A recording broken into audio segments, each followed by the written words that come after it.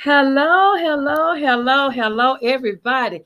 Welcome to the Business Plugs Mixer. Hi, my name is Linda Murray Bullard. They call me the Business Plug. Come on in, come on in, come on in. I see we have connections with YouTube, Facebook, and with LinkedIn. So all you all, come on in, come on in, come in. I'm so excited about this evening's program, and we're going to talk about leadership. So that I know that's needed, but before we go to that, I want to do the housekeeping so that I can keep all the financial people happy, right? So first thing, if you're looking to get certified or you're looking to find grants for your small business, this is grant season. And the numbers say 31% of grants are given out in the month of December. This is like one of the heaviest months to get grant money. So if you're interested in grant money, if you're interested in applying or learning about grants, please reach out to me. If you would like to be on the Business Plugs Mixer, there's a link in wherever you're watching this. And while we're talking about you're watching this, go ahead and like the platform that you're watching it on, and then hit the notification so that when we come on, you won't miss a thing. Most times we're here Sunday evenings at 7 p.m. Eastern time, but there are times during the week when we do some special events. And so if you have your notifications on, every time we're on. So that's all of my housekeeping. So hello, hello, hello. I'd like to introduce you all to Michelle Baker. Hey, Michelle. Hey, Linda. Good to be here. Thank you for coming. Thank you so very much for your yes. I do appreciate it. So tell them, who is Michelle Baker? Oh my gosh, how much time do we have? So I guess the concise version is I am the co-founder and CEO of a boutique leadership development firm right here in Chattanooga, Tennessee called Stoneledge Enrichment. But before then, the longer version of my intro is I was a senior leader at Disney for about 24 years. I spent 17 years at Disney Cruise Line, both shoreside and onboard ships as an officer, and then 7 years leading teams with the Disney Institute. So I could tell you Disney stories for days and days, but now I am the very proud co-founder of Stoneledge Enrichment. Absolutely. So talk about Stoneledge Enrichment.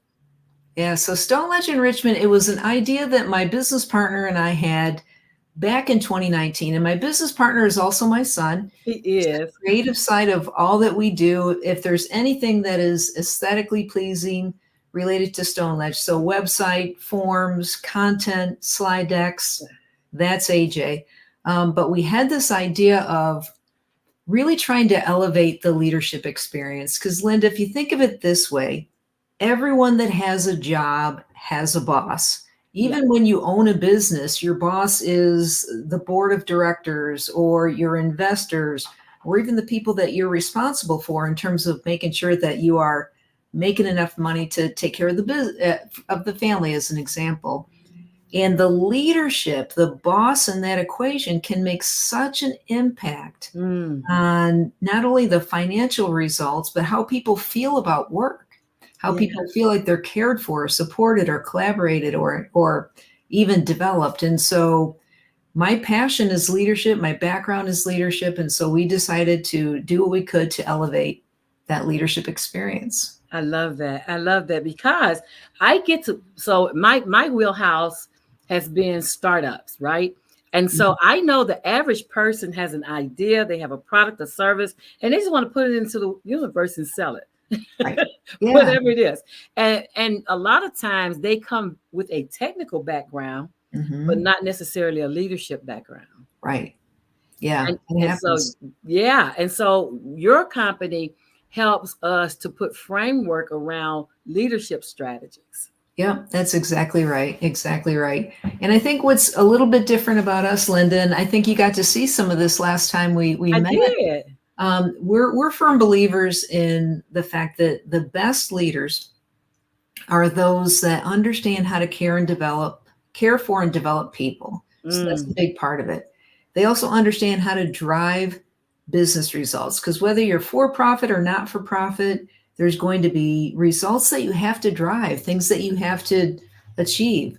But what we teach is you do those two things without sacrificing your own self-care. So without burning out, without basically burning the candle at both ends. And as entrepreneurs and business owners, oh my gosh, I thought working in corporate America was hard. I work more hours now as a business owner than I did when I was on ships at Disney, and that was 7 days a week. Hey, I heard you. I heard you. But the difference is this is rewarding It is. in a I love different way, in it. a I love whole it. different way. Not that Yeah. wasn't, but this is Mhm. a whole different It experience, right? is.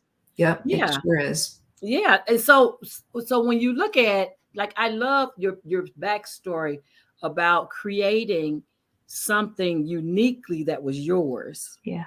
Oh yeah. and not just duplicating, previous experiences. But I got to sit in leading from within the Yeah. other day, Hmm. and I enjoyed the three points that you made about leading, Yes. about self-care, right? Hmm. About taking care of ourselves. Because a lot of times when we're out here, like, we take breaks and stuff because that's on the clock when we're on the clock.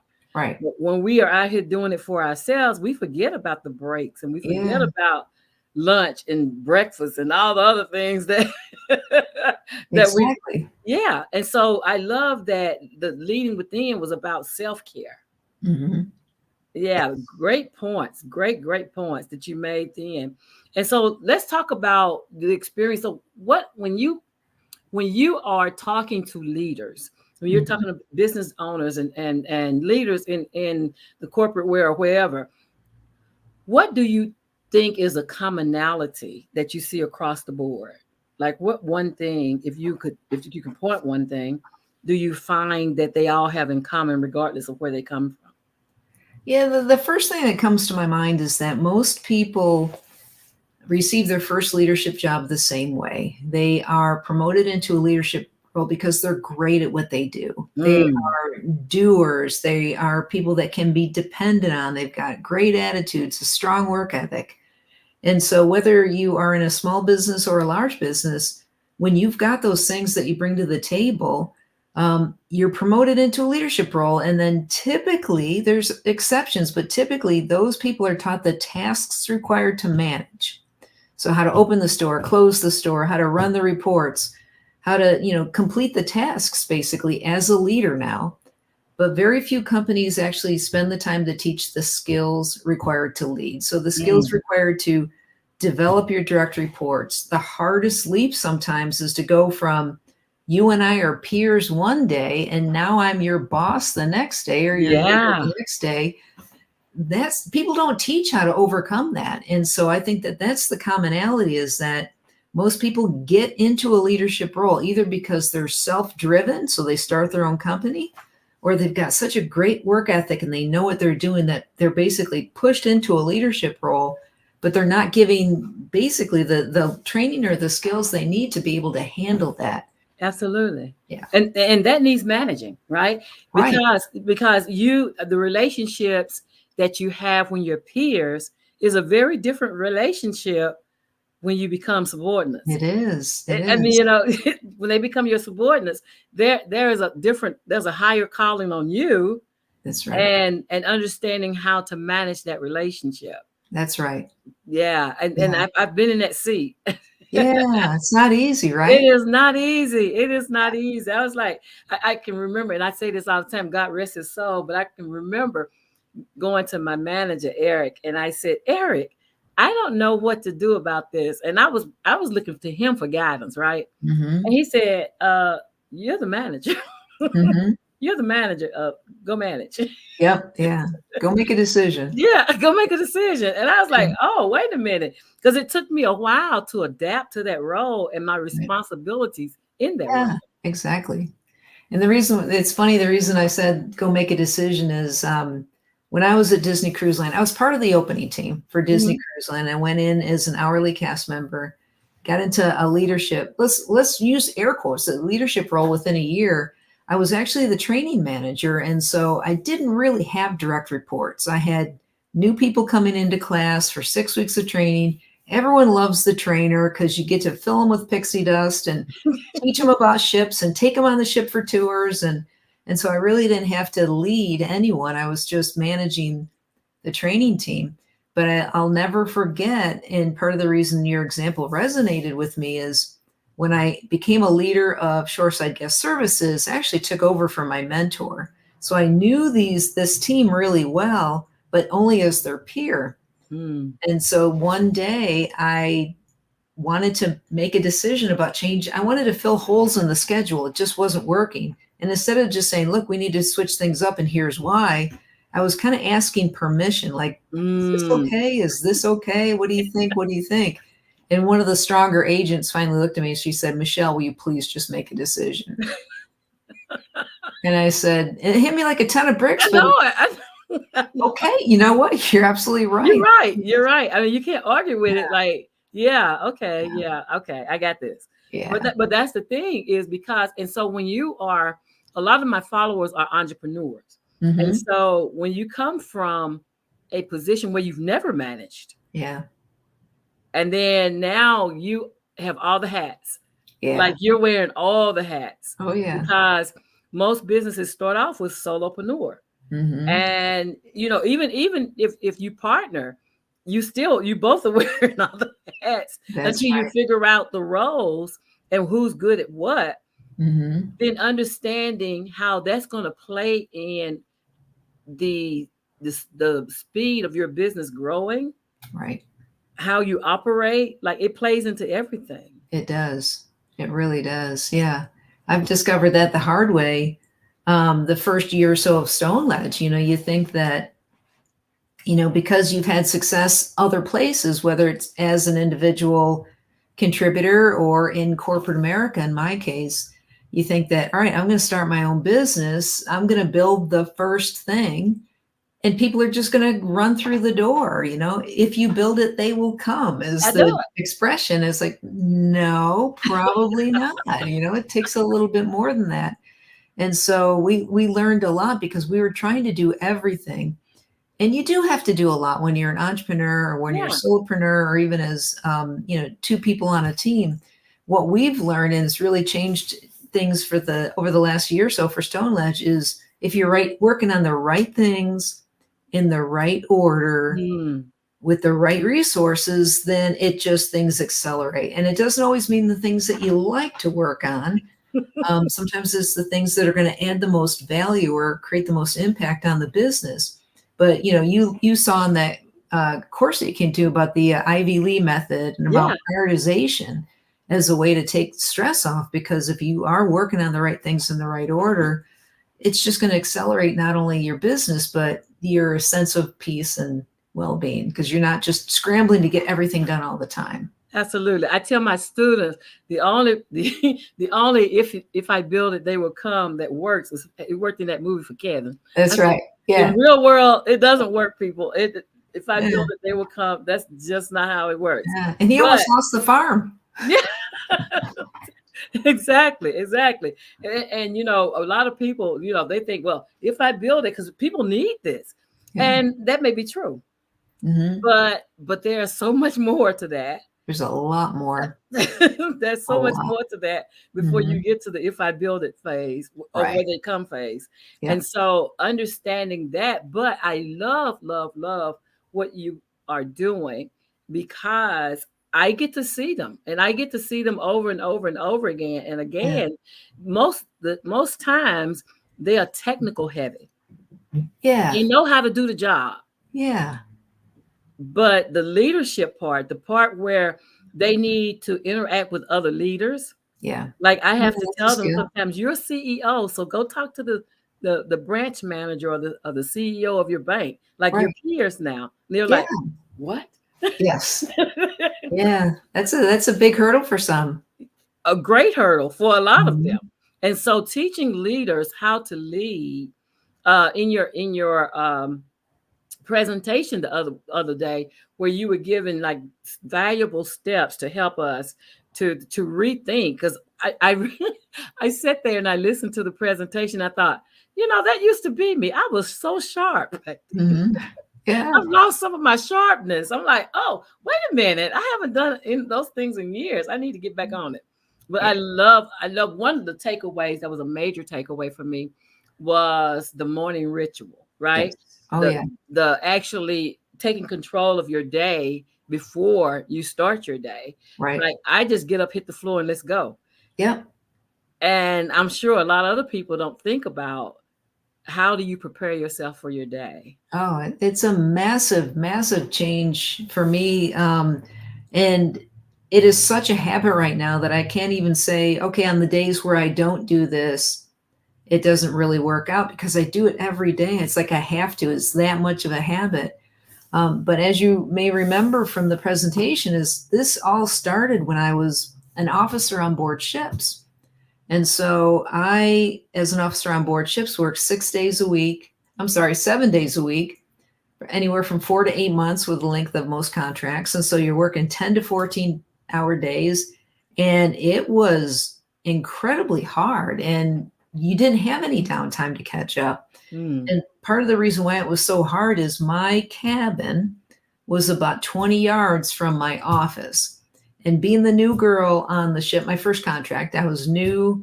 I had 15 years shoreside. So the expectations of my contribution was really high. She's going to come in, she's going to do all these great things. And I was still learning, like the expression, drinking from a fire hose. And so my solution was just to roll out of bed, take a shower, put on my officer whites, and go to work. I just walked 20 yards down the hallway and I was at work. Well, that was definitely a recipe for burnout. And about halfway through, I said, you know what, I'm either going to need to fix this and fix it soon, or I'm not going to make it to the end of my contract, much less do any more. And so that's when I said, you know, what do I have control over? I don't have control over the fact that I work 7 days a week. We all work 7 days a week. Usually from 9 a.m. to about 8 p.m. is busy. And so as a morning person, I thought, you know what? People don't usually bother me in the morning. Nobody calls me on the radio at 6 or 6:30. And so that's when I decided to start doing a morning routine, which every single morning I would get up, I would meditate, I would walk on that beautiful promenade deck until the sun came up. I'd go down, I'd journal a little bit, and then I would take a shower and go to work. But I was already in like this great kind of state of mind that I could now go and have this very aligned day. And so I do that today. I wake up, I meditate, I journal. I call it my $2 therapist. It's just like a little notebook. And I just write everything that's on my mind. And then I have a cup of coffee, take a deep breath, I stretch, and then I get ready for work. But I get ready for work like the best version of me, the version of me that is ready to rock and roll, that understands what I need to do and just feels good about the day. Yeah, and it's needed because a lot of my business owners, the tail is wagging the dog, right? Yeah. Yeah. And so this is a way for them to have the dog back in charge, and is actually being intentional in how you present your day. Very good. And so so I love that. That was one of, well, I took away all three, but that was one of the ones that I thought, you know, that used to be me. Yeah. It used to be me. I mean, I went to Franklin Planner and did the whole thing. Like I was an avid Franklin Planner of looking and setting my mornings based on what I did the night before, making sure when I rolled into work, I was ready to work. Like I did that, and it is so needed. But back then I had somebody, you know, or I was motivated because I went to the classes or whatever that was. Yeah. But my business needs that too. Yes. Oh, yeah. Same here. For sure. The same here. Yeah. And so just understanding that and understanding that I get to control that now. Yep. Yeah. That's a good point. Yeah. So how do you do it now? What's your morning routine? So roll over. So here's the thing. So my clients are mostly West Coast. So there's a 3-hour lag, right? And so I don't get up early, which is actually perfect because I think we talked about my whole COVID experience. But because I don't sleep well at night, well, I'm on CPAP now, so it's going to get better. But because I wasn't sleeping well at night, I would only get sleepy around 3 and 4 in the morning. Wow. Oof. And but it wasn't a problem. Because I'm 3 hours behind everybody. So when people are up and getting ready for work, I can sleep because I can sleep to noon and it's 9 o'clock out West Coast. Yeah. So that has worked in my favor for the most part. But my first thing, and people laugh, with COVID, I have a brain erase every night. Like every night, my brain just erases. So Huh. everything that happened the day before, I'm on a clean slate every day. So my Interesting. first thought when I wake up is, what day is it? Because Mhm. I have to intentionally say, consciously say, today is this day, and then I have to ask Alexa, okay, what are my appointments for today? Mhm. And then I schedule my day out based on what Alexa tells me my schedule is. But that's just been since 2021. Okay. And the whole positioning, like I do lay there and I pray. I talk to God about, thanking him for the night and the things that are happening in my life, that I'm as well as I am. But then I sit there and I do lay there. So I don't just jump right up and get moving. I kind of plan out my agenda for the Mhm. day, what I'm going to wear, what I'm going to do, who I'm going to talk to, like all Mhm. those things, right? Yeah.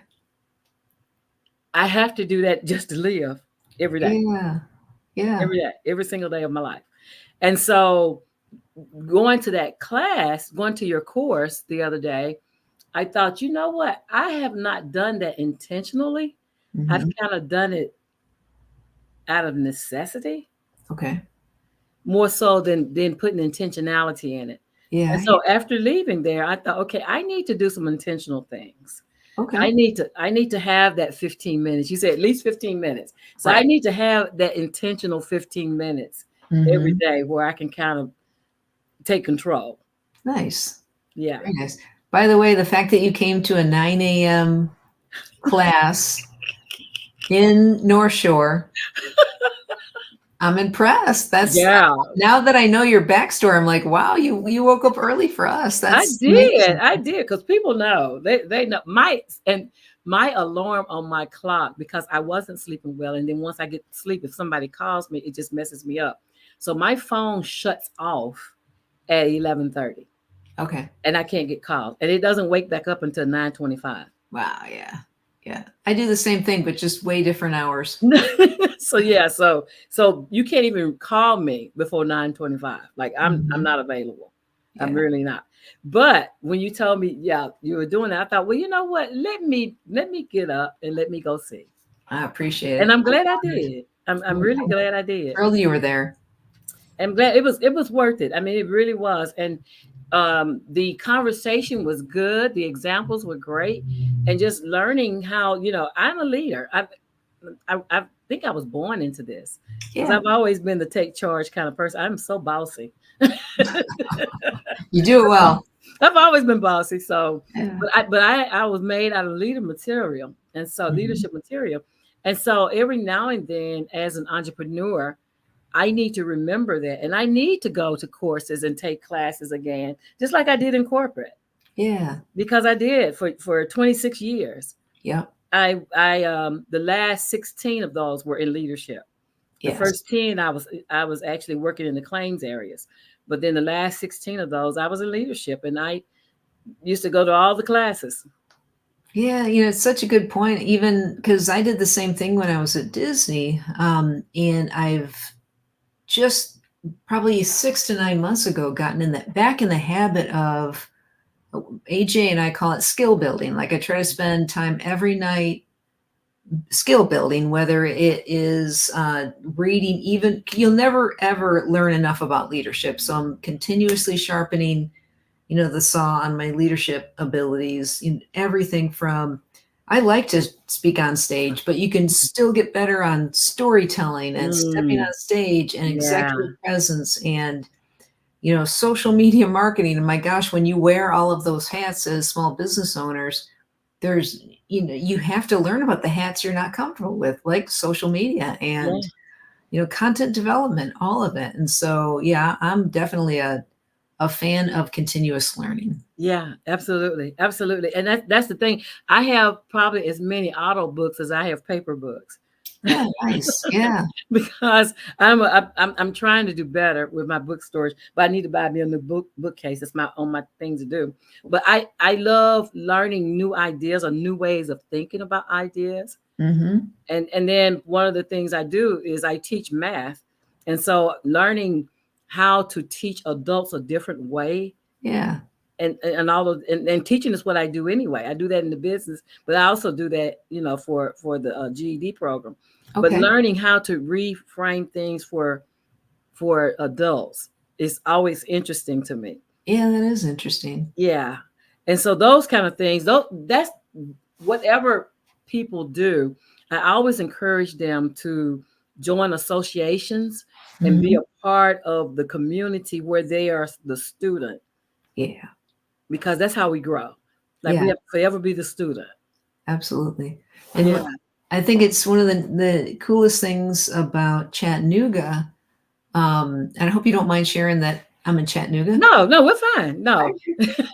So AJ and I, so when AJ, my son, he's 28, became my business partner 3 years ago.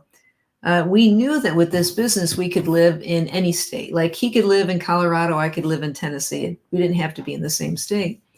But once I retired from Disney, we respectively were looking for our forever homes, and we drove 54,000 miles in my car, in my SUV, to just visit Colorado. We spent 6 months there. We spent time in upstate New York, North Carolina, a little bit of time in Florida. I spent decades in Florida. I love Florida, but it's not where I wanted to land because I love the mountains.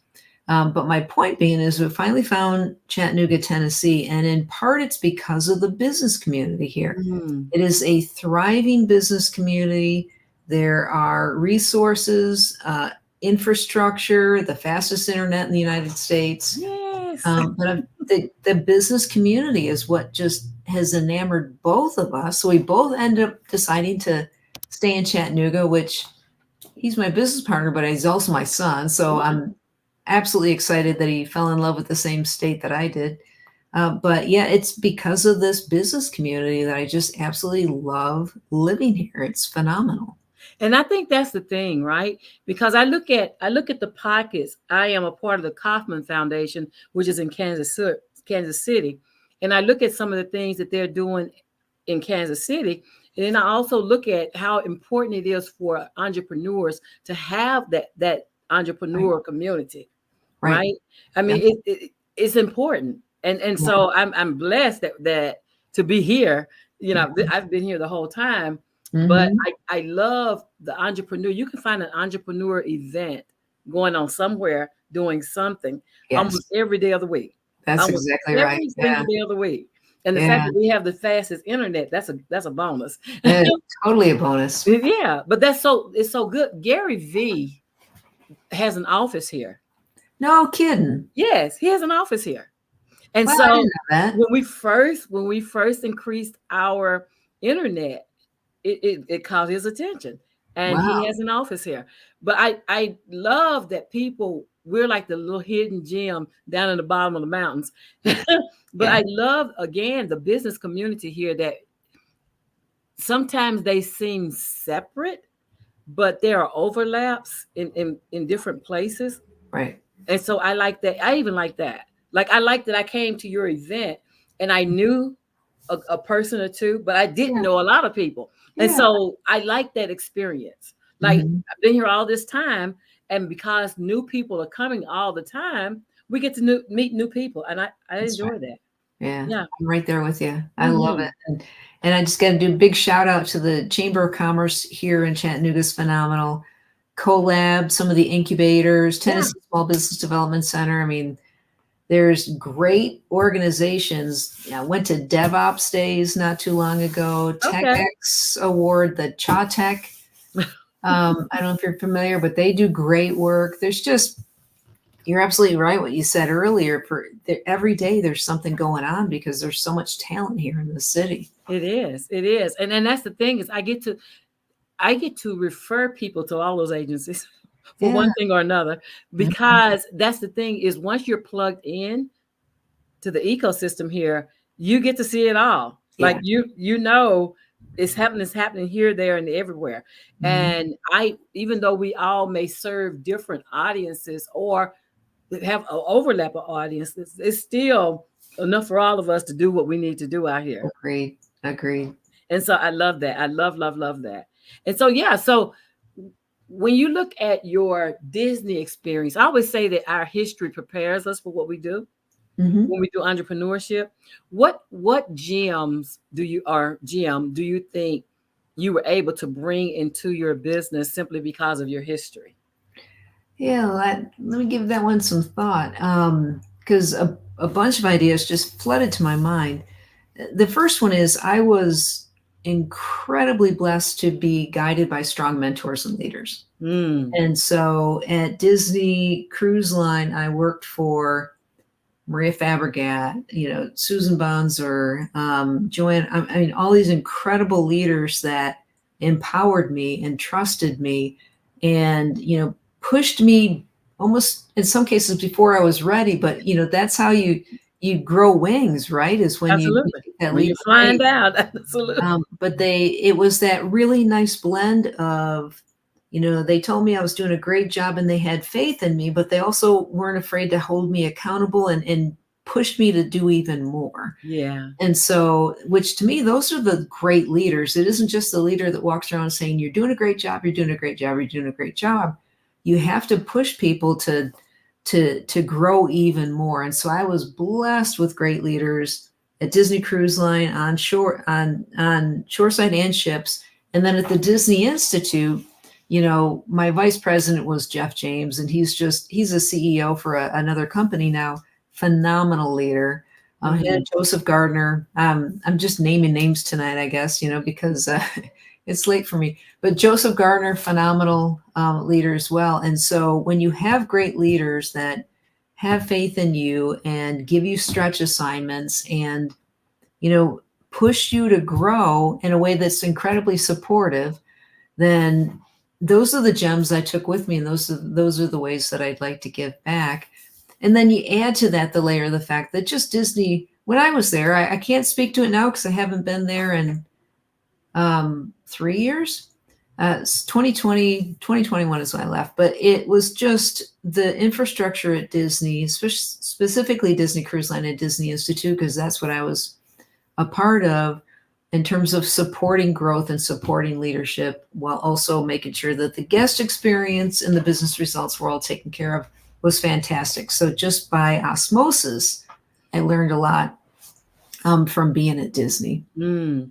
I love that. And when you were naming the names of the people that you contribute to your leadership, yourself developing you, right? Because they did things that we want to mirror.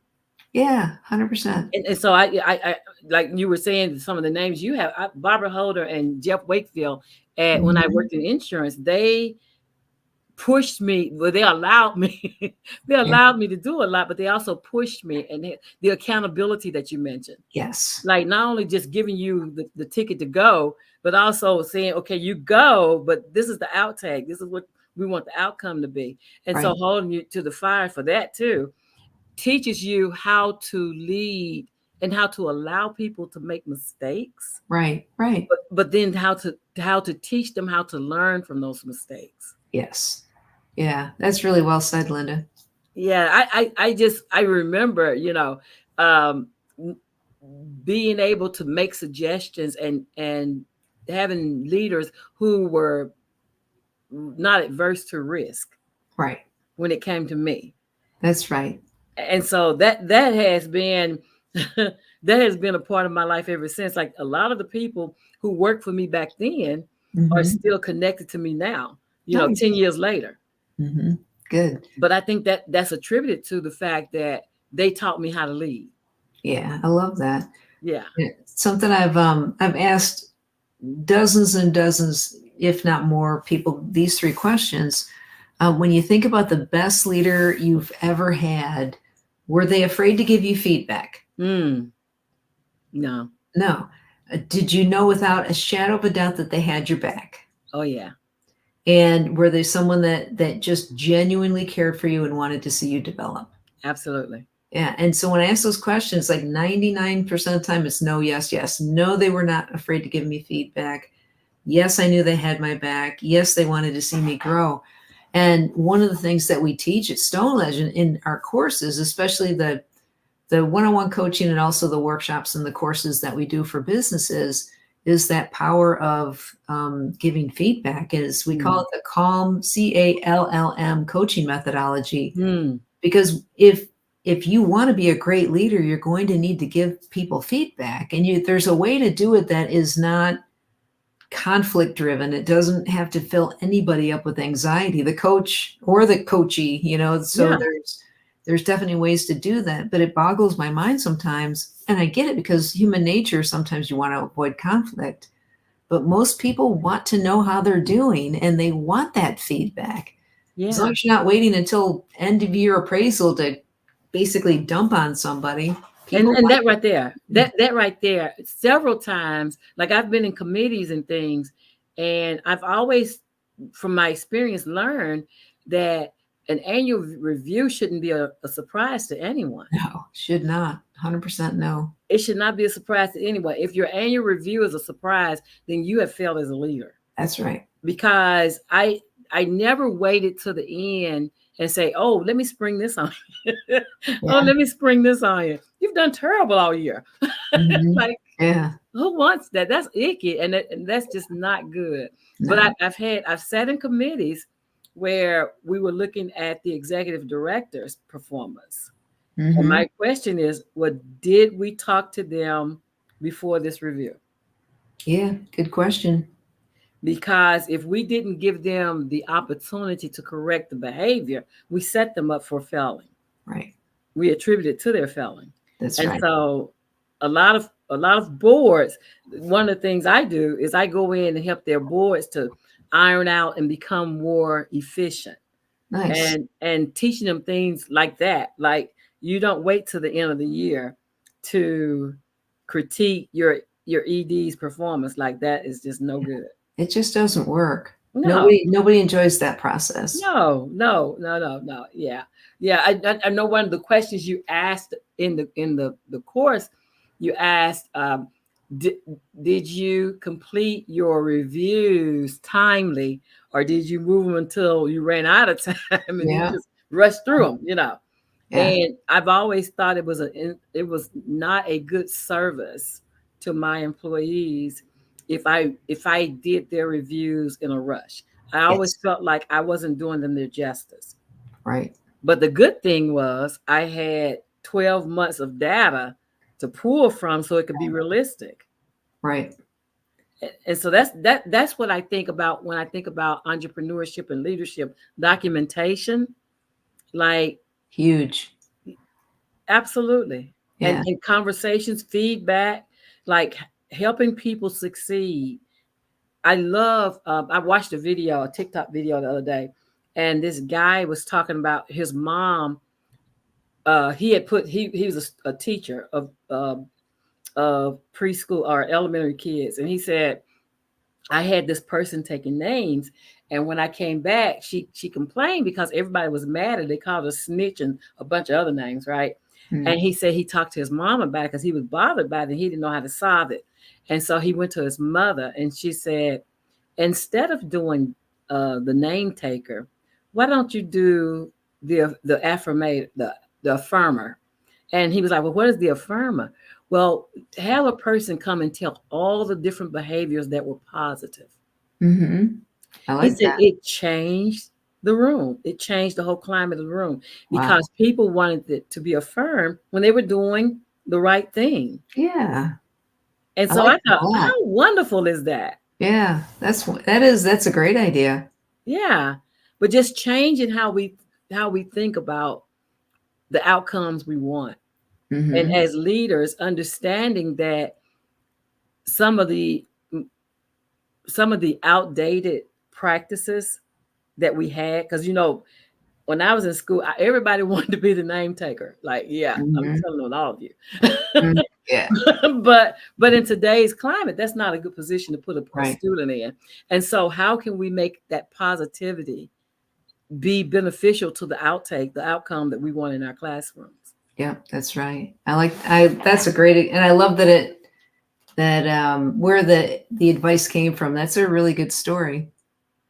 I thought I can use that. Like Yeah, that is a good idea. That to me, I it said, totally is. brilliant, brilliant. His mom had it figured out, That's as, right. as moms do. That's Speaking one right. mom to another, we have it figured out. Exactly. But yeah, but so who should be contacting you? Who should be contacting Stoneledge? Yeah. So thank you for asking. We work with individuals and businesses. So from a business perspective, especially, and we do this remote, we do it right here in Chattanooga, but think about the most businesses, whether you're a small business or medium-sized business, even some of the larger businesses, they can teach everything they need to teach a new leader. So they can teach how to, again, open the store, close the store, how to run the right reports, how to do things their way within that organization. I can't teach that. But if the organization doesn't have the infrastructure or the resources, the support to teach those skills required to lead, so to Mm, teach people how to coach and develop others, how mm, to prioritize the business results that they are driving. So how to prioritize their time, how to work on the right things in the right order to get the maximum results, and then how to do all of that without burning out, which is so typical of a new leader because they want to make an impression. They want to take care of people. They got all this stuff coming at them now, and they just want to throw more effort at it. I know it because that's what I did as a new leader. mm. I'm just going to work harder. Didn't think about working smarter. I'm just going to pour more hours into it. And Yeah. so we work with businesses, everything from workshops to, looking at their leadership training to doing one-off training with new leaders. And so Mm, I've been actually doing quite a bit of that lately for businesses that don't have the infrastructure to train their new leaders, and then they would just send them to me one-on-one. mm, So that's what we do B2B. From an individual perspective, I do a lot of one-on-one coaching, especially someone that is looking to develop their leadership skills, to accelerate their career. Maybe they're frustrated with their career path. Maybe they just know that they've never been taught how to mm. develop others and how to make business decisions that are going to align with what their ultimate goals are. So for individuals, we do a lot of one-on-one coaching, and for businesses, we do everything from coaching to workshops to consulting. I love it. I love it. And I just thought, anyone before you hire staff, before you hire staff, you really need to up your leadership skills. Yeah. Yeah. Before you lead people, like you really, really, you don't know what you don't know. And so there's a lot that you don't know because it's not a given. Like knowing Right. what to do, when to do it, and how to do it is important. And you get one shot to mess it up. And That's that's what you right. don't want to do. And you think about it too, especially, and I'm finding this out for the first time by running Stoneledge, is when you start to hire people. Now, all this time you've built this business and you've poured your heart and soul into it, and you are emotionally attached to it because this is your baby. This is Yeah. something that you've grown. Yeah. Unless you actually lead people and clearly articulate, what the values of the organization are, what role clarity, specifically what you need from them. What does success look like? How do they help drive that success? They're not going to just automatically fall in love with a business just like you did, Right. because that's your baby. You're bringing them to help and bringing them in to help. And let me tell you, you can get 3 or 4 times the productivity out of someone just by providing two things: role clarity, Mm, helping them understand what success looks like. yeah. So those two things, because people really do want to know. Most people are like, all right, I want to know, what can I do to help? What can I do to add value? And if it's just, well, go do that, and it's not super clear, believe me, people are going to sit around and I don't want to say sit around, but they're not going to be nearly as productive if you just take the time to provide role clarity and to help them understand what success looks like. Absolutely. Absolutely. I think that's important because clear expectations are everything. Hmm. And so in my leadership roles, I remember bringing all of my staff in one by one and just talking to them like they're human, right? Right. Just Yeah. talking to them like they're human and saying, what is it that you want to be when you grow up? I cannot tell you the number out of the 73 people I had, probably 96% of them had never been asked that question before. Wow. That's huge. I know. And Hmm. I'm thinking, and these were people in their 30s, Hmm. 40s. Like these were not like 20-year-olds. These Right. were 30 and 40-year-olds that Hmm. no one had ever asked them, what do you want to be? Yeah. Interesting. It probably lit them up too, Yeah, because everybody wants to share what their dreams are. These are my goals. This is where I want to be someday. And if you know where I want to be, especially as my leader, you're going to help me get there. exactly. Exactly. That was the whole thing because the whole point behind my question was how can I support you to become who you want to be in your Yeah, life? beautiful. And I think as leaders, a lot of those conversations don't get had. Yeah. And that people see them as productivity. Like, Right. what do the numbers say? Yeah. What is your performance? What Right. is this and what is that? And it's all about the job. But when you serve the whole employee, Hmm. then you have a better team because they want to do right. Like we said, nobody wants to get up at 7 o'clock in the morning to go fail. Like, No. Agreed. Yeah. They just need support and guidance, yeah, direction. yeah. I love that. I love that. And your information for them to contact you is in the descriptions of this call. And so if you're looking, if you are a business owner, period, if you are in a managerial position, if you are an executive leader, like you should reach out via the links in order to get your leadership on point, either for yourself or for your staff. And if you are a small business owner and you're planning to hire staff, let me encourage you to reach out and have that conversation because once you're in it, you don't want to you don't want to be the person that's sitting at the Department of Labor or one of those other places because you just didn't know. Yeah. And yeah, those Department of Labor fees, they are that's $10,000 seem to be big fees. They want That's they want big money when they come. But I right. want my business owners to understand how important it is to be a good leader and how important is and that is doable. It's not outside of their reach. And I want them to follow you. So if you're not followed her yet, go ahead and follow her on LinkedIn and reach out. Tell her you saw this video either in the replay if you haven't watched it live. Most times my people come later and all week I get these emails where they watching the replay. So if you're watching the replay, then please reach out. If you have any questions, then please ask your questions and we'll come back and make sure you have answers. My name is Linda Murray Bullard. They call me the business plug, and you have just been plugged into Stoneledge, who is helping you up your leadership game. You can join me here every Sunday on the Business Plus Mixer, beginning at 7 o'clock ish, beginning at 7 o'clock ish on YouTube, Facebook, and on LinkedIn. And so until next week, I'm going to say goodbye so that I can see you again next week. And thank you, Michelle, for joining me. I have really appreciated this conversation. And I look forward to people reaching out. Yeah. Thank you for your time. And I always enjoy our conversations. Can't wait till we chat again. Absolutely. And thank you so much for your yes. Have a great week. All right. You as well. Thanks. Bye bye.